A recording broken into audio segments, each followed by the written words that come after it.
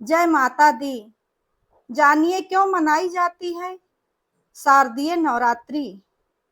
नवरात्रि के 9 दिनों तक माँ जगदम्बा के 9 अलग अलग स्वरूपों की पूजा आराधना की जाती है। देश के अलग अलग हिस्सों में अलग अलग तरीकों से नवरात्रि के पर्व को मनाया जाता है।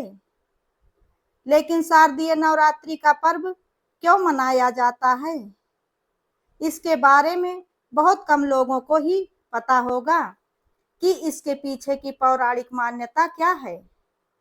एक पौराणिक मान्यता के अनुसार रंभासुर का पुत्र था महिषासुर, जो अत्यंत ही शक्तिशाली था। उसकी उत्पत्ति पुरुष और भैंस के संयोग से हुई थी, इसलिए उसे महिषासुर कहा जाता था। उसने अमर होने की इच्छा से ब्रह्मा जी को प्रसन्न करने के लिए बड़ी कठिन तपस्या की थी। तब ब्रह्मा जी उसके तप से प्रसन्न हुए और वह हंस पर बैठकर महिषासुर के निकट आए और बोले, वत्स उठो, इच्छा अनुसार वर मांगो। तब महिषासुर ने उनसे अमर होने का वरदान मांगा, परंतु ब्रह्मा जी ने कहा, वत्स, एक मृत्यु को छोड़कर जो कुछ भी तुम चाहो वो मैं तुम्हें प्रदान कर सकता हूँ, परंतु अमर होने का वरदान मैं तुम्हें नहीं दे सकता हूँ, क्योंकि जन्मे हुए प्राणी का मरना तय होता है। इसलिए महिषासुर ने बहुत सोचा और फिर कहा कि ठीक है प्रभु, देवता, असुर और मानव किसी से भी मेरी मृत्यु न हो। किसी स्त्री के हाथ से मेरी मृत्यु निश्चित करने की कृपा करें। तब ब्रह्मा जी तथास्तु कहकर अपने लोक को चले गए। ब्रह्मा जी से वरदान प्राप्त करके लौटने के बाद महिषासुर समस्त दैत्यों का राजा बन गया था। उसने दैत्यों की एक विशाल सेना का गठन करके पाताल लोक और मृत लोक पर आक्रमण करके उसे अपने अधीन कर लिया था। फिर उसने देवताओं के इंद्रलोक पर भी आक्रमण किया। इस युद्ध में भगवान विष्णु और भगवान शिव ने भी देवताओं का साथ दिया था, लेकिन महिषासुर के हाथों से सभी को पराजय का सामना ही करना पड़ा था और इस तरह से देवलोक पर भी महिषासुर का अधिकार हो गया था। वो त्रिलोकी वो त्रिलोक वो त्रिलोकपति बन गया था। महिषासुर की अत्याचार से परेशान होकर सभी देवता शिव, विष्णु, ब्रह्मा के पास गए। इसके बाद तीनों ने सभी देवताओं के साथ मिलकर भगवती महाशक्ति की आराधना की और तभी सभी देवताओं के शरीर से एक दिव्य तेज निकलकर एक परम सुंदरी स्त्री के रूप में प्रकट हुई। हिमवान ने भगवती की सवारी के लिए सिंह दिया तथा सभी देवताओं ने अपने अपने अस्त्र शस्त्र महामाया की सेवा में प्रस्तुत किया और भगवती ने देवताओं पर प्रसन्न होकर उन्हें शीघ्र महिषासुर के भय से मुक्त करने का आश्वासन दिया। भगवती दुर्गा हिमालय पर पहुंची और अट्टहास पूर्वक घोर गर्जना की और तभी से महिषासुर के असुरों के साथ उनका भयंकर युद्ध छिड़ गया।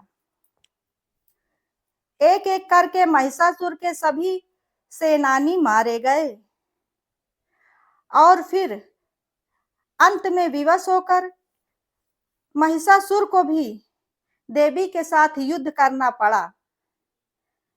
महिषासुर ने अनेक प्रकार के मायावी रूप बनाकर देवी को छल से मारने का बहुत प्रयास किया, लेकिन अंत में भगवती ने अपने चक्र से महिषासुर का मस्तक काट दिया था।